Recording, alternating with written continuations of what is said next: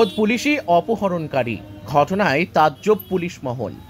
ভোরবেলায় চায়ের দোকান থেকে ব্যবসায়ীকে কিডন্যাপ করে নিয়ে গিয়ে 30 লক্ষ টাকা মুক্তিপণের দাবি।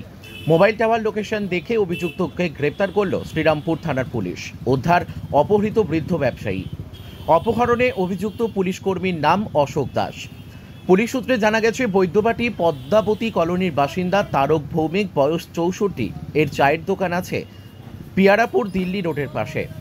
গতকাল ভোরে সেই দোকান থেকে বৃদ্ধকে একটি গাড়ি করে অপহরণ করে নিয়ে যাওয়া হয়।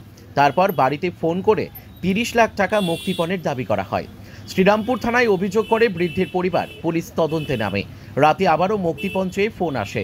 সেই ফোনের লোকেশন দেখে শেওড়াফুলি স্টেশন থেকে অভিযুক্ত কিডন্যাপার অশোক দাসকে গ্রেপ্তার করে পুলিশ। অশোক দাস একজন পুলিশ কর্মী, চন্দননগর আদালতে এএসআই পদে কর্মরত। অভিযুক্তের বাড়ি শেওড়াফুলি রাজারবাগান এলাকা থেকে অপহৃত বৃদ্ধকে হাত বাঁধা অবস্থায় উদ্ধার করে পুলিশ। পুলিশ সূত্রে খবর, অপহৃত বৃদ্ধের ছেলে কিছুদিন আগে নার্কোটিক কন্ট্রোল ব্যুরোর হাতে গ্রেপ্তার হয় মাদক মামলায়। Chandannagar police commissioner Amit P Javalgi জানান, ওই পুলিশ অফিসারের বিরুদ্ধে বিভাগীয় তদন্ত হবে। হয়েছিল বলতে, আমার বাবা নিত্যদিন যেমন রোজকার দোকান খোলে সেরকমভাবে দোকান খুলেছিল ভোর 4:30 নাগাদ। তো আমরা সাধারণত বাড়িতেই থাকি, আমরা কেউ বাড়ির দোকানে যাই না। রাস্তায় যারা কাজ করে, যারা গাড়ি খালি করে, তারা দেখেছে যে বাবা দোকান খোলার সঙ্গে সঙ্গে বাবাকে 2-3 জন গাড়িতে এভাবে মুখ চেপে ধরে নিয়ে যায়। তো তারা আমার বাড়িতে এসে খবর দেয় যে এরকম দোকান থেকে তুলে নিয়ে গেছে। যাই হোক, তো আমরা খবর পেয়ে সঙ্গে সঙ্গে শেওড়াফুলি ফাঁড়িকে জানাই। ফাঁড়িকে জানানোর মুহূর্তে আমাদের কাছে একটা থ্রেটিং কল আসে যে ওনাকে আমরা এক জায়গায় নিয়ে এসেছি, তো ওনার মুক্তিপণের জন্য আমাদের কাছে 30 লাখ টাকা দাবি করা হয়। সেটা যদি আমরা ওনাদের না দিই তো হয় ওনাকে ওরা জীবিত রাখবেন, সেভাবে একটা থ্রেটিং কল আসে। তো আমরা ভয়ে পুলিশকে প্রথমে গিয়ে জানাতে পারিনি। তারপরে আমরা লাস্টে শ্রীরামপুর ফাঁড়িতে থানায় এসে জানানোর পর সেখান থেকে সব কিছু করার পর শেওড়াফুলি ফাঁড়িতে আবার আমরা যাওয়ার পর সেই মুহূর্তে রাত্রিবেলা 9টা নাগাদ একটা আবার থ্রেটিং কল আসে থানার বড়বাবুর সামনেই। তো ওখানে সব কিছু ট্রেস করে শেওড়াফুলি 4 নম্বর প্ল্যাটফর্ম থেকে ওনাদের পাওয়া যায়। যে তুলে নিয়ে গেছে তাদের মধ্যে একজনকে পাওয়া গেছিলো। সে এসে তাকে নিয়ে তারা আবার বেরোনোর পরে শেওড়াফুলি আমাদের এই বৈদ্যপাড়ার নামক একটা জায়গা থেকে বাবাকে তারা হয়তো কোনোভাবে ওখান থেকে তুলেছিল। আনার পরে এর থেকে বেশি কিছু আমাদের এখন অবধি জানানো হয়নি। এই যে মুক্তিপণ চাওয়ার কারণটা কিছু জানা, কারণটা এখনও আমরা কিছু সেটাই বুঝতে পারলাম না যে সামান্য একটা চায়ের দোকান চালানোর মতো মানুষের কাছ থেকে এইভাবে মুক্তিপণ চাওয়ার মানেটা কি, তাকে এভাবে তোলারই বা কারণটা কিসের জন্য? তার সঙ্গে না কোনো শত্রুতা আছে, না উনি তাকে চেনেন, কিচ্ছু না। উনি একটা একদমই সাধারণ মানুষ। উনি সকাল থেকে রাত অবধি দোকান নিয়ে পড়ে থাকেন। কি চাইছেন আপনারা?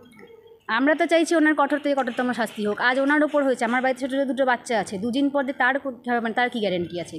তার উপরেও তো হামলা হতে পারে। আমার নাম মৌসুমী ভৌমিক। নিত্যদিনের মতো আমার বাবা রোজই 4:30টার সময় দোকান খোলে। সেখানে দোকান খুলে চেয়ার জাস্ট খুলে চেয়ারটা পাচ্ছে, তখনই 3-4 জন লোক মুখ বেঁধে বাবাকে সাদা গাড়িতে তুলে নিয়ে যায়। এবং আমরা তার পরক্ষণেই একটা থানায়, শেওড়াফুলি থানায় কিছু বলতে ডায়েরি করতে যাই। আর আমার বৌদি বাড়িতে ছিল, বাবার ফোনটাও বাড়িতে ছিল। সেখানে ফোনে একটা আননোন নাম্বার থেকে ফোন আসে, সেখানে থ্রেটিং করা হয় 30 লাখ টাকা দেওয়া হবে, তারপর তাকে ছাড়া হবে, নাহলে তাকে মেরে ফেলা হবে।